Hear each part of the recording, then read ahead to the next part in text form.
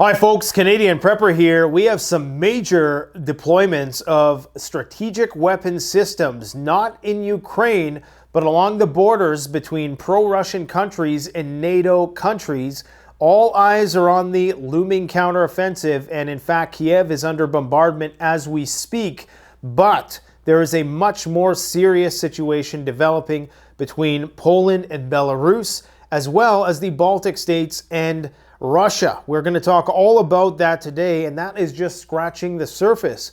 I also need to share with you some information I have from an inside source from someone who was flying supply shipments to Kiev before the invasion started. Now they've been reassigned to flying weapons shipments to Taiwan, and they have some stories to tell. So we're going to talk about that today as well. This, of course, comes in light of a Taiwan minister saying that they are requesting to come under the nuclear umbrella of the United States.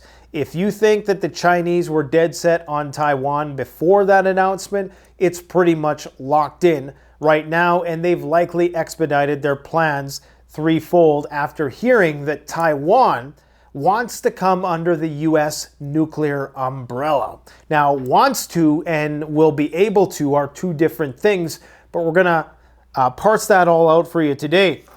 Now, before I do that, I should pay tribute to those who've lost their lives fighting for the cause of justice and liberty, freedom all around the world, not just in the United States who are celebrating Memorial today, but just anywhere. Anybody who's sacrificed themselves for the greater good, even those who've been exploited unjustly by the military-industrial complexes of the world, I salute you, and I hope your sacrifice is not going to be in vain. You sacrificed yourself so we can argue about which bathroom we're going to go in, but I do believe on a long enough timeline, your efforts will be vindicated, and it's not going to be in vain. That we will get past this great filter, even if World War III comes and the nuclear bombs fall.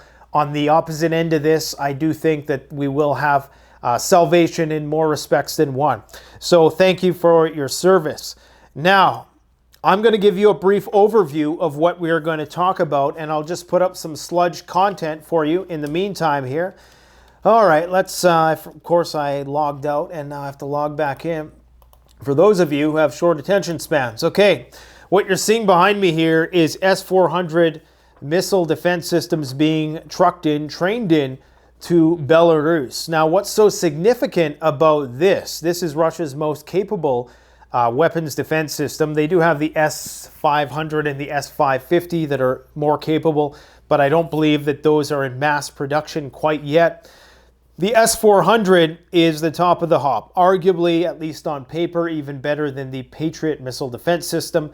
They are sending 3 of these systems, I do believe, not to the northern Ukrainian border. This is the thing. They're sending these to the border of Poland, near Kaliningrad and near Vilnius. Now, why this is so important is because if you've been paying attention to my reports, you would know that there is a lot of suspicious things going on. In fact, let me do the synopsis of what we're going to talk about. Then I'm going to show you the map, why all of these deployments of strategic weapons, both on the NATO side and the Russian side, are so concerning in light of the fact that every day, it seems, the open source intelligence guys are screaming about the irregular amounts of doomsday planes that are in the air. Now, we have Lukashenko emerging from the dead and claiming, and the reason why I say that, if you've been paying attention, there's Ukrainians are saying that Lukashenko is on his deathbed in a hospital somewhere, even though he's coming in front of the camera being interviewed pretty much every other day. Now he came out and said that any nation that comes under the CSTO Russian alliance umbrella is going to get nuclear weapons just like they did. The reason why this delivery of S-400 is so significant and timely is because I think before they actually roll in the nukes, they're going to want these in place to make sure that those tactical nuclear weapons are defendable. We have the Czechoslovakian general saying that a war between NATO and Russia is quite possible. Russia has shut down the border Poland has shut down the border for entry to Belarusian and Russian trucks. So that's telltale sign that diplomatic relations between Russia and Poland and Belarus are dwindling. We have Russia suspending participation in the Conventional Arms Treaty with Europe. This is something that hasn't been honored anyways, but now it's just official. We have some governors in Russia. I'm not sure if that's what you would call them in Russia, if there's a different name for them. But the governor of Belgorod had suggested that maybe we're going to have to annex Kharkov. And it appears as though that indeed, if the Russians do want to fully secure their newly acquired annexed territories, that they would. And in addition to that, protect against long-range Ukrainian missile strikes and just their whole strategic assortment of forces in that region, that they're going to have to complete the ring and completely separate Kiev from having any access to the Russian border whatsoever. We have Taiwan getting the deliveries of numerous types of weapons, and that's only going to continue to the tune of 19 billion. We have China declining the invitation of a military delegation. The American, I believe there's some sort of conference going on, and the Americans wanted to open a line of communication with the Chinese, and the Chinese basically just rebuffed the whole idea and said, look, we're not really interested, considering there's rumors that you are going to try to, or even the conversation, the discourse about Taiwan coming under the American nuclear umbrella is going to make China very distrusting of the Americans, and we're likely only going to see the acrimony ratchet up between those two in the not so distant future. We have Serbio-Kosovo tensions brewing. Many NATO soldiers were injured today by Serbian protesters, as illegitimate or legitimate as their grievances may be. It's likely that that is going to provoke and escalate the situation further. The Serbian military is en route to the crime scene. We have Lindsey Graham, who successfully made it onto the Russian shit list. Okay, this guy is openly calling for the assassination of Vladimir Putin and cheering about the deaths of Russian soldiers. It was only a matter of time. We also have a much more hawkish tone in Russian media. It appears as though all the things that you would see in terms of the consciousness of the Russian people and the Russian media, what you would see happen before the shift from a special military operation to full-blown war and possible mobilization is in fact occurring as we speak. The only reason why the counteroffensive may be delayed, in spite of the fact that Zelensky came out today and said, yes, indeed, we have a date.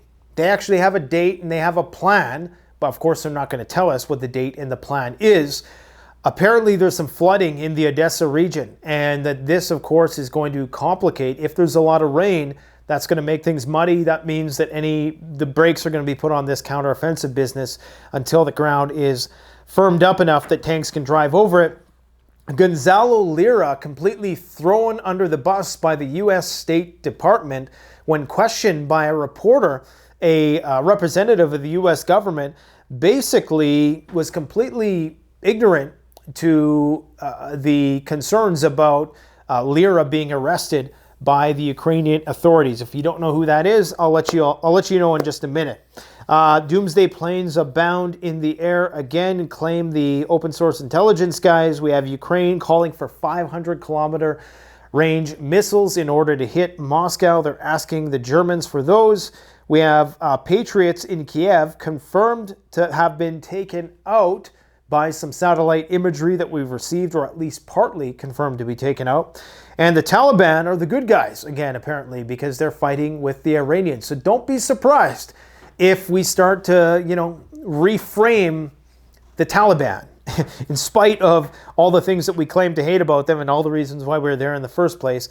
Now history is just repeating. The same thing with the Mujahideen and all that. It's just replaying. Now it's the Taliban. We have Russia pulling thousands of tanks from storage. And this one take with a grain of salt, but there appears to be a lot of tanks moving in the direction of the eastern border. So not with the border in Ukraine. These are not headed south. A lot of these are headed to the Baltics. Not to the Baltics, but that general vicinity. We have pontoon bridges, convoys of portable pontoon bridge vehicles in Bulgaria. Some people speculate that these may be en route to Ukraine, possibly just speculation. Of course, they would need pontoon bridges to cross the Dnieper River, which they would need, of course, for the counteroffensive, but I don't think it would be made that obvious if that's in fact was their plan. And Canadian wildfires continue to rage. Okay, now, first things first, let's just look at the map here. Let's put this all in perspective, okay? So these three markers here are roughly, really ballpark, where they're going to be putting the S-400 missile defense systems. You can see it better illustrated on this map here, the actual locations. More or less, that's where they're going to be, okay? They're going to be, and they're all in the direction of NATO. They're not along the northern border with Ukraine. This is already heavily mined, fortified, hedgehogs, dragon's teeth, the whole 9 yards. And on this border between Belarus and Poland now, what's been happening is not only have they limited border crossings to, I think, one border crossing for trucks to come across, now they said that Polish and Russian trucks cannot come across. This comes after there was all the stuff with the Polish authorities confiscating the various monies and belongings of Russian diplomats in Poland. So we're starting to see the potential complete breakdown of diplomatic relations between Belarus, Russia, and Poland, okay? We also, and just look at the way things are being positioned here. We have Patriot missile defense coming to Vilnius ahead of the NATO summit. So these are NATO and Russia's best missile defense systems, both being put on the border after the official suspension of not only the New START treaty, but also the conventional arms treaty in Europe, which limited the amount of conventional weapons that could be deployed in certain places at any given time to a certain number to minimize the risk of escalation. That has all been thrown out the window. These borders are about to be loaded with various types of weapon systems. In and around the Kaliningrad region, in the Baltic Sea, we are constantly seeing reconnaissance, surveillance, and intercepted warplanes in this direction. We're seeing a lot of NATO warships in the Baltic, especially concentrating at Polish ports right now. We have the HIMARS system on the border with Kaliningrad. So you can see that it's almost like the pieces are being put into position. And here's an actual satellite image of one of the S-400's already in Belarus. We can see that they're preparing the ground for, depending on which way this counteroffensive goes, if it even goes. The Ukrainians are incredibly confident, but of course we can't believe anything that anybody says at this point. The fog of war is just so thick right now, it's really difficult to say. There is no definitive one way or the other. As much as I know about this, and as much as I know how the Ukrainians exaggerate about their capabilities, I'm still kind of on the fence with respect to how this counteroffensive can go. Because if the Ukrainians concentrate all of their forces and do some sort of blitzkrieg maneuver, the Russians don't know where this maneuver is going to come from. So they have to spread out their defensive forces. And if the Ukrainians can outflank and catch them off guard, I'm presuming that's how they're wanting to make up some ground. Okay, so it could go either way. I'm not a Russia bro. I'm not a Ukraine bro. I'm trying to look at this objectively because I care about not dying in a nuclear war. All right, so that's essentially the situation that we have here. We just have this buildup of military equipment, not in Ukraine. Yeah, I mean, there's shitload of along the Ukrainian front, but along here, and in particular, I haven't gone into detail about what's been going on here, but there's been all sorts of stuff. F-22s, the Russians have been deploying S-400 on their end, and it goes all the way up to Finland. In fact, way up here, if we go up to Norway today, the Russians were doing live fire artillery exercises right on the border. Okay, right there, Norway could actually see the artillery. Okay, so yeah, it's not looking good, guys. It really is not looking good. Russia is on the brink of, I think, mobilizing. There are people calling for it. Prigozhin is saying that we need to go, like for a few years, we need to just retreat into full-blown war mobilization mode. I know he's just a private contractor, doesn't have a lot of say in the Russian government. And of course, the Russian government has to walk a fine line. But all they need is a sufficient enough Reichstag moment. If it wasn't enough what happened in Belgorod, where you have the people there now saying, we want to take up arms, give us weapons so that we can, fight off the NIZI threat. I was going to say Nazi threat, okay, because that's what they are. They're self-professed, self-proclaimed Nazis, although they're Russians, so they claim. Anyways, regardless, that whole, the historical, there's so much overlap and convolution that goes on between these two borders, between Russia and Ukraine. Who's Russian, who's Ukrainian? I don't even know all the history, but I know that it's not cut and dry like a lot of people think. But they're calling for extra work days, people to work longer hours. They've been in that mobilization for a long time where they're manufacturing a lot more weapon systems. Both sides are they've reached the point where they're calling for the assassination of other sides' leaders. Okay, so you have Medvedev, who's basically saying that the Kiev regime must cease to exist. Russian propagandists are now saying that. TV state media pundits are openly calling for erasing the Kiev government, taking out even, and this is very important, Lindsey Graham. Okay, now for them to speak so openly about threatening not only to arrest Lindsey Graham, but to actually taking him out, which is what the state media has been claiming, that's a big, big development. That's a major escalation, guys. Okay, so all of this stuff, every single day we just inch closer and closer and closer to a major confrontation between NATO and Russia. And it does not appear as though there's a way out of this. It appears as though a nuke is going to have to get dropped. Now, as a sidebar, something Evgeny Prigozhin, the leader of the Wagner Group, said the other day made me think. And it makes me wonder if Russia did use a nuke somewhere along the front at some point of time at the beginning of the conflict. Would that have prevented the deaths by conventional munitions of hundreds of thousands, if not millions of people? Would that have stopped this thing in its tracks? Because so long as we're willing to play this game of chicken, and this really doesn't come to an end at this point, there is going to be no peace agreement that the Russians are going to sit down and agree to. Any armistice is going to just be used to buy time for the other guy to build up their forces once again. This only ends with a bang. It's not going to end with a whimper. Okay, it just is not going to end with a whimper. And that's actually NATO's worst case scenario, is that the Russians are able to really gain a foothold in the entire eastern part of Ukraine and possibly make some headway into the west. Then you have Ukraine, but along this massive front, because the situation is not going to be resolved.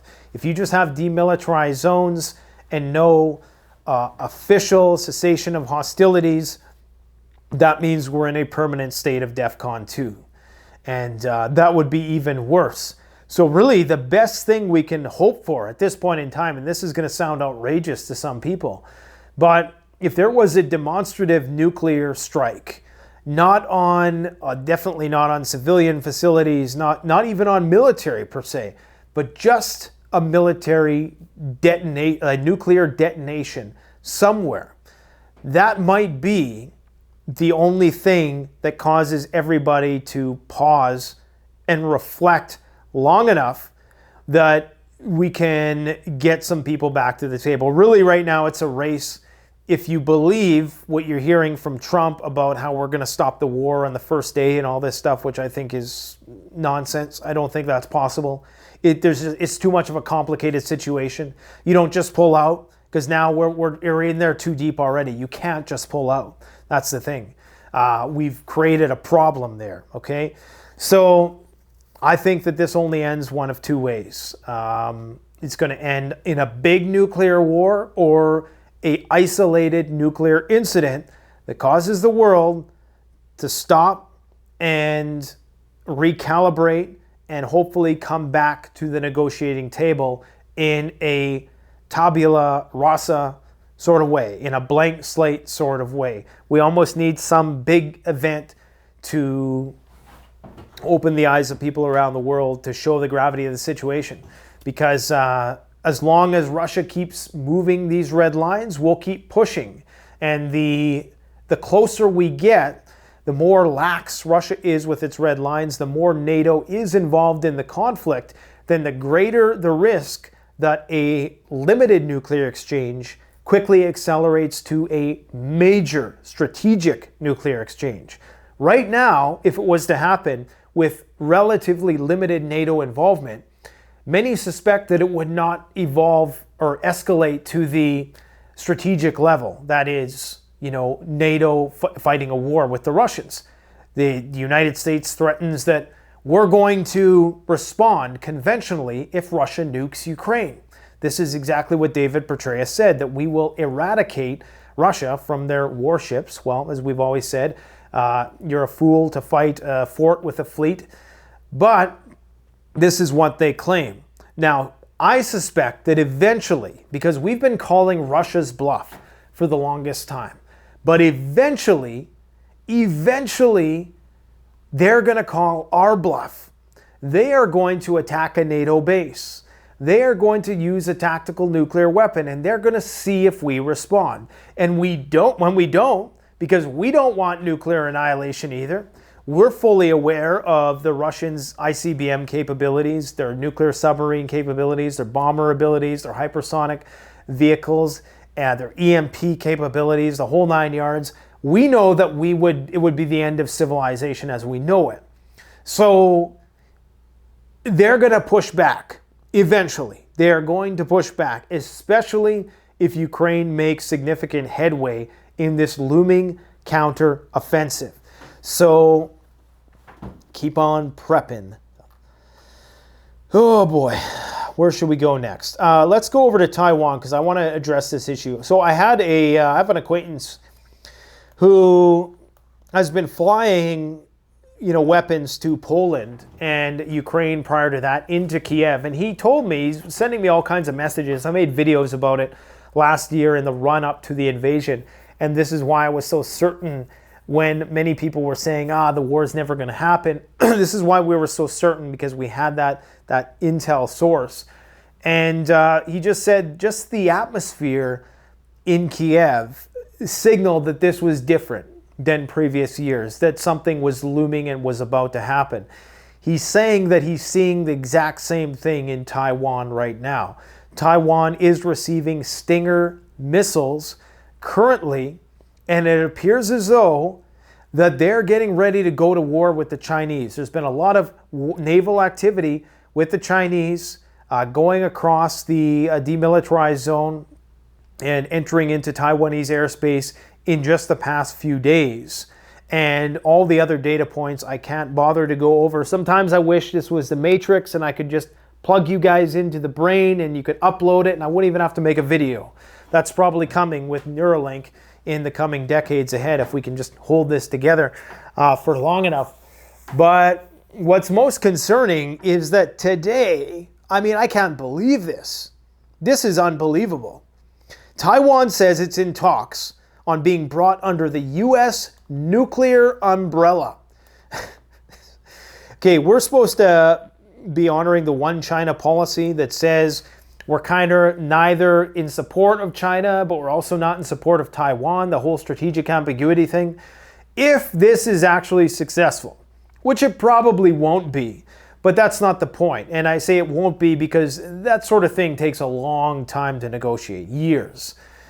But just the simple fact that this foreign minister, Joseph Wu, made this public is going to drastically accelerate the Chinese war plans. This locks it in. This is the exact same thing that happened before the Russians invaded Ukraine. There was rumors, rumors circulating that the Ukrainians were going to try to get nuclear weapons. Now, there's a variety of factors that contributed to the Russians entering into the conflict as they did at that time, above and beyond just some hearsay about Kiev acquiring nuclear weapons. But this is the nail in the coffin for the Taiwan-Chinese conflict. It is coming. So it's no surprise that Warren Buffett divested from TSMC. And if there are any other, and this is not financial advice, but I'm going to say right now, any chip manufacturing companies that aren't TSMC are probably not going to do so poorly. Is that a double negative?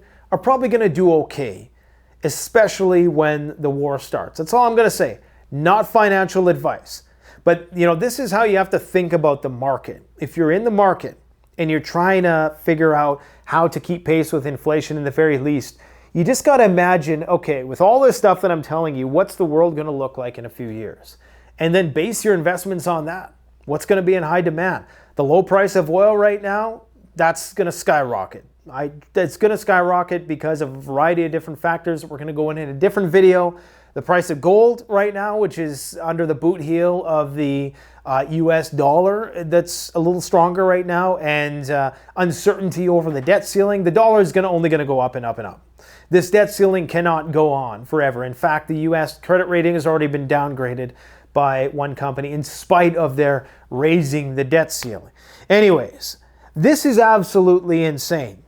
Regarding the discussion of this issue with the United States, it is not suitable for me to make it public here, even though he just did. So many of the U.S. allies are considered to be under the protection of the U.S. nuclear umbrella, including Japan and South Korea. South Korea has nuclear weapons close by in light of the recent arrangement between them and the Americans.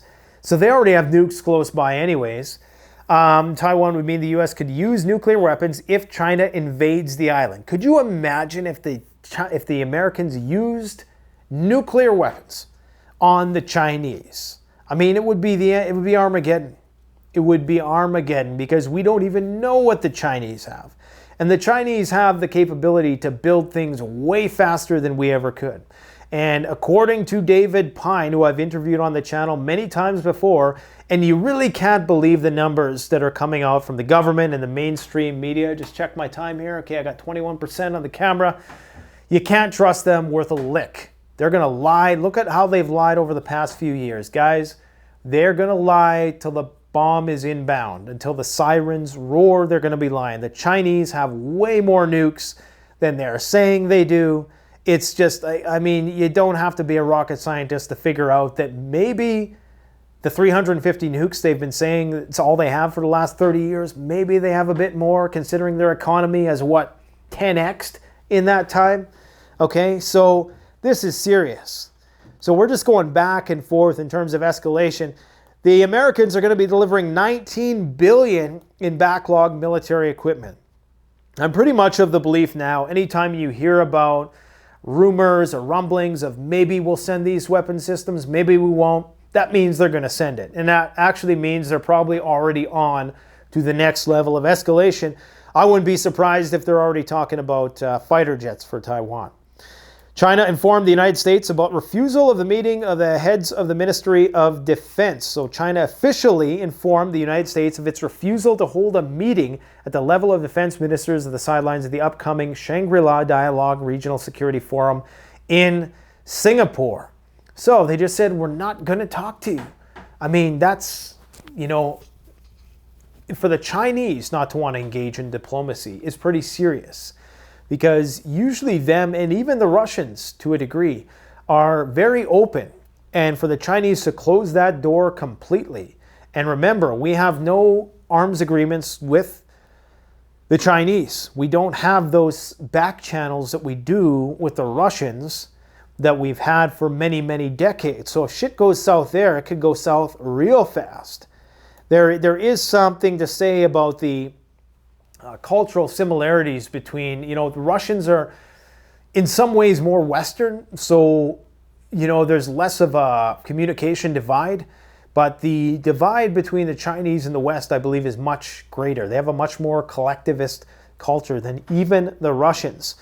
We have South Korea and the United States holding the largest live fire drills while the North is getting ready to launch a satellite. The Japanese are saying, you're not launching a satellite, you're really secretly trying to launch an ICBM. They've done this before, so if the Japanese go to the extent of shooting this thing down, which wouldn't make much sense. I mean, I don't think the North Koreans are just going to up and out of nowhere.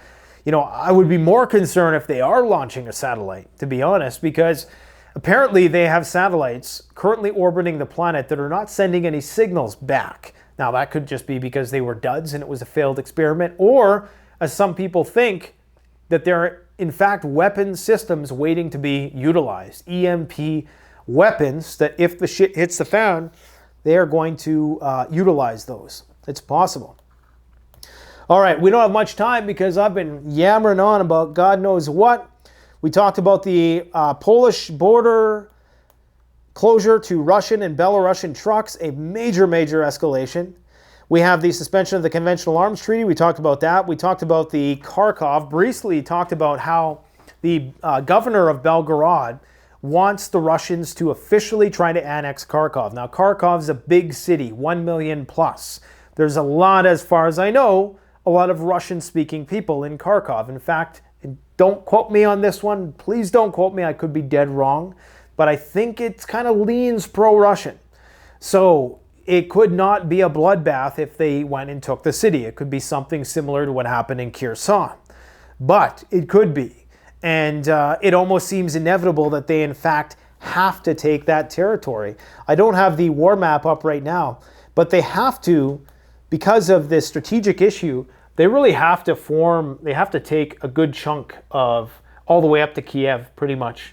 Definitely most of the eastern part of Ukraine, probably right up to the Dnieper River, right up to Kiev. They're going to have to take all that to guarantee their national security from a strategic point of view. In terms of what's going on in drone land, the Eurasia Times released an interesting article about how Russia is destroying, I think, 10,000 drones a month. 333 UAVs a day. This is a drone war. I don't know where they're getting these UAVs, but man, that's a company to invest in if you're into that kind of thing. According to Ukrainian officials, the counteroffensive could start any moment, yada, yada, yada. Now, this is an image of this is what, May 15th? This was before the Patriot system, before that whole debacle there. Did they hit the Patriots? Didn't they? So this is where one of those launchers was, I presume, and there was another one right around here somewhere, and that's the before, and this is the after. Okay, so you can't really see, but it's not looking good. Okay, so they definitely hit some of the launchers, possibly the radar. Who knows? But that's pinpoint precision. I mean, when you think about it, when you're launching those missiles from hundreds of miles away, we're being fed a lot of bullshit right now, I'll tell you that much. And it's no surprise. I mean, and this is the Twilight Zone. You know, they're saying that you can't you can't record things. You can't record explosions for security reasons. Understandable to an extent. But consider what that means. They're showing people of dancing in nightclubs and all this. We don't know when that footage is from. I don't doubt it, because according to the Russians, it's only a special military operation, and they haven't even started yet. According to the envoy to the UK, they said that they're not even taking this war seriously yet, which kind of makes sense when you think about the fact that they have an army of 1.5 million people that they're not even using, really, except to stabilize the front line. So anyways, we don't know what the hell is going on in Kiev. We don't know if they're bombing places left and right, if they're hitting their targets or not. All we hear is they hit an apartment building, but we don't know if that's a missile, the defensive missile, you know, that was used to try to shoot down an incoming Iskander or Kinzhal missile. And, you know, this is going to happen in war. So, you know, if the Ukrainian government, in attempting to defend their cities, accidentally, you know, hit a civilian building, it's almost better to just be accountable for that instead of trying to hide it and only selectively releasing the video clips. You know, we only see the clips of the missile that got shot down. We never hear about these missiles that are making it through. You can't tell me that the Russians are going to, I mean, what the only real rationale they would have for day after day doing these this salvo of attacks on Ukraine and wasting all, like, it seems like they're all being shot down. The only explanation would be that they're trying to completely exhaust Ukraine's air defense capabilities with these cheaper Shahed drones, which run about $20,000. Now, when you're talking about a Patriot missile, that can go anywhere up to $4 million. In fact, some of the equipment the United States is actually paying a lot more for because of the whole usual, military-industrial complex grift that comes along with this kind of thing. Everybody remembers Halliburton. It's that on a larger scale, okay? So anyways, the Russian governor in Belgorod said that Russia is in a de facto state of war and that they need to consider annexing Kharkov. What else do we got going on here?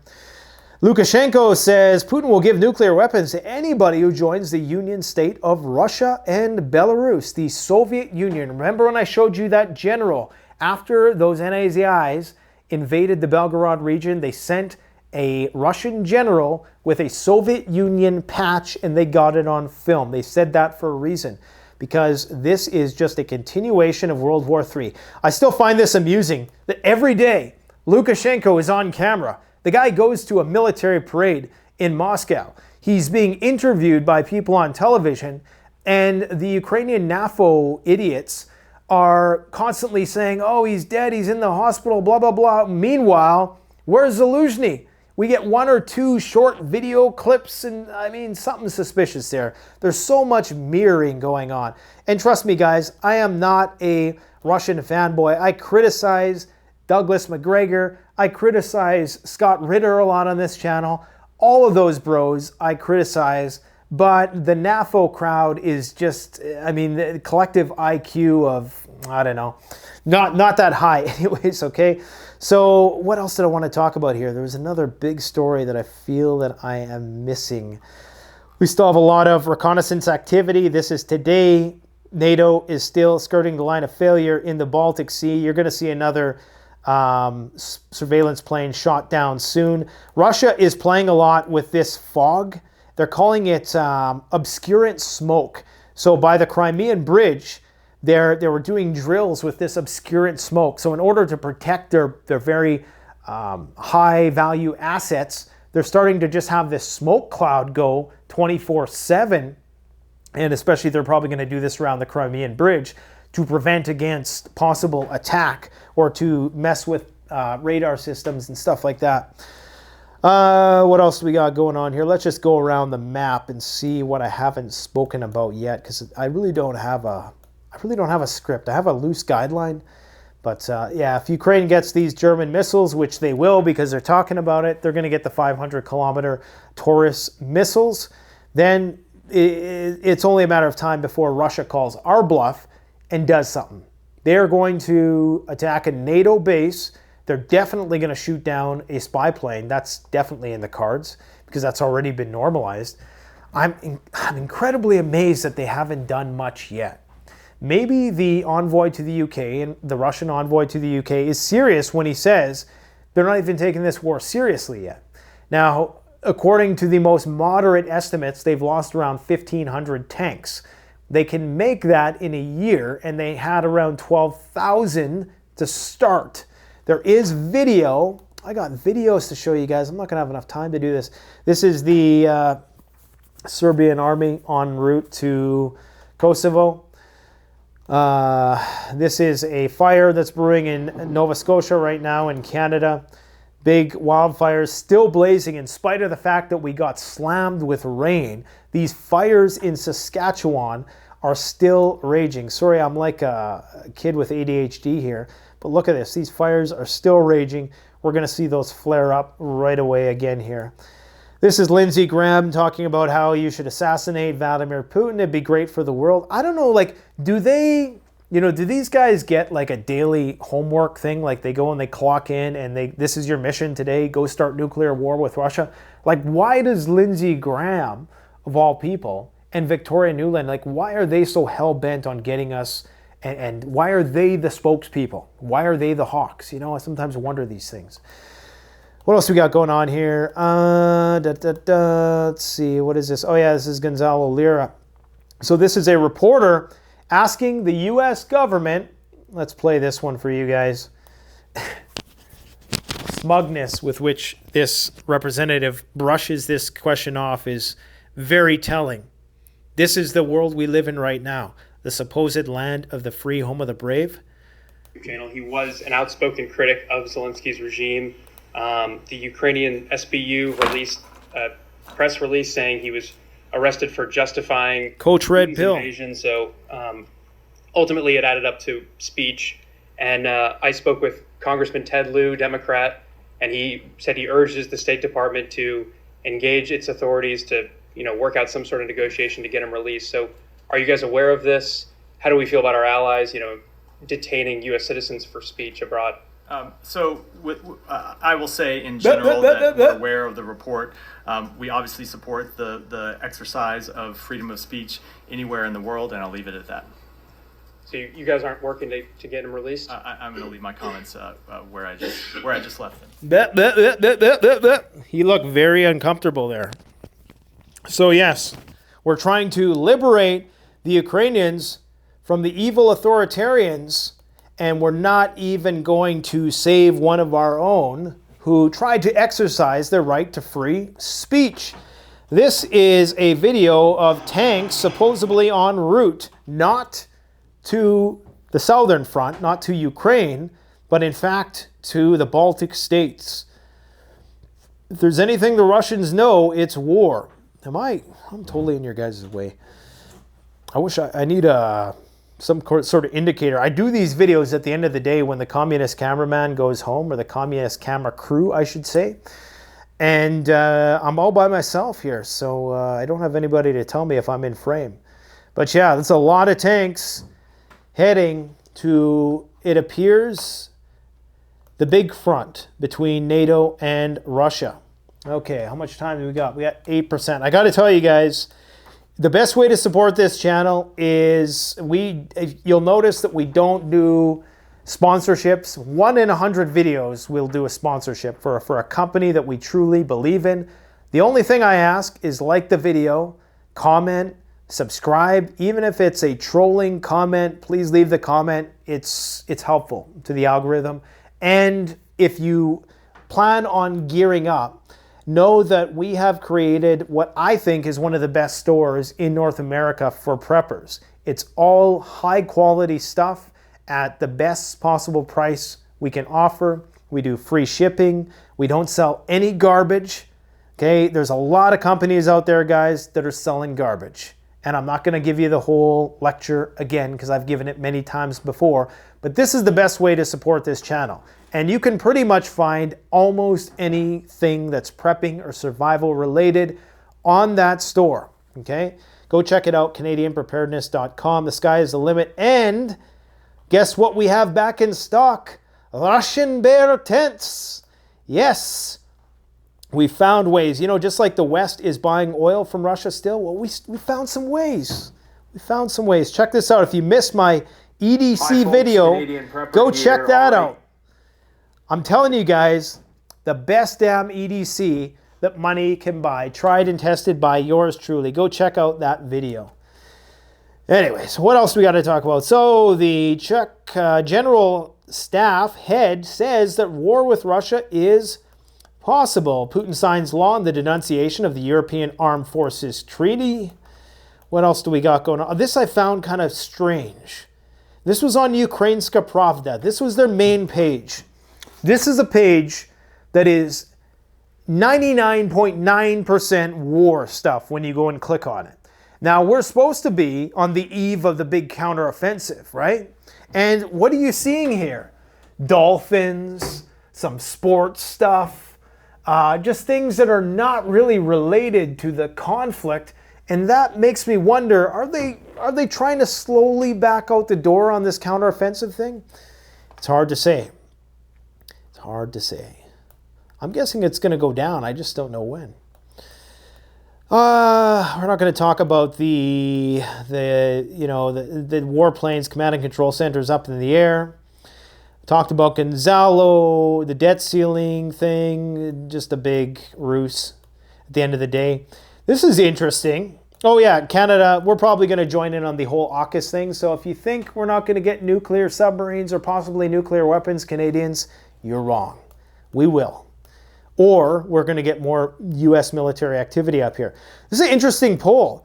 How should Canada respond to the Ukraine invasion? Vaccinated versus unvaccinated. Not surprisingly, those who had 3 or more shots, 86%, are very, very hardline pro-Russia. What a surprise. I ordered a shirt, a t-shirt, and it says, it's that whole meme, I support the current thing. And that's what we're seeing right now, And when you're young, when people are young and they're rebellious and they don't know much about the inner workings of the world, there's that old saying, if you're not liberal by 20, you have no heart. If you're not conservative by 40, you have no brain. There's some truth to that. And that works both ways. That's not a slight against liberals or conservatives. That means if you're not somewhat liberal at 20, and I would venture to say if you're not socially progressive in some ways throughout the entire duration of your life, to some degree, not, like half-naked guys in women's clothing reading children's books over recess. I'm not talking about that. I'm just saying, like socially open to things, letting people do what they want, basically, in the true spirit of libertarianism. If you're not, open to that, then I don't think you truly believe in freedom, liberty, justice, and the whole 9 yards. But of course, the pendulum is swinging in that direction right now. 4% left, guys. Just enough time to round it all out and probably shoot myself in the foot with what I'm about to say. But I do believe that all this talk, the Bud Light, and all, I do believe that this, for one, is shock advertising. So they do that with the hopes, just like what happened with Gillette back in the day, where they did this whole thing with Gillette, where they got either a feminist or a transhumanist, pretty much, transgendered person representing Gillette, and it worked out for Gillette. So they doubled down, they went all in. That's what Bud Light's trying to do now. But it's shock advertising. It gets people talking. It's free marketing. Unfortunately, with Bud Light, it really backfired. And what the other thing it does is it keeps us fighting with one another. Well, the rich people take it to the bank and build nuclear bunkers while the rest of us are fighting about which bathroom. And I cannot believe, if you're one of these people who puts all this energy into these debates online, cut that shit out. The time now is to self-improve. The time for you to try to get ahead while the getting is good is right now. Stop wasting your time arguing with people about these bullshit social issues and just focus on yourself. That's all I got to say. Thanks for watching. Canadian Prepper out.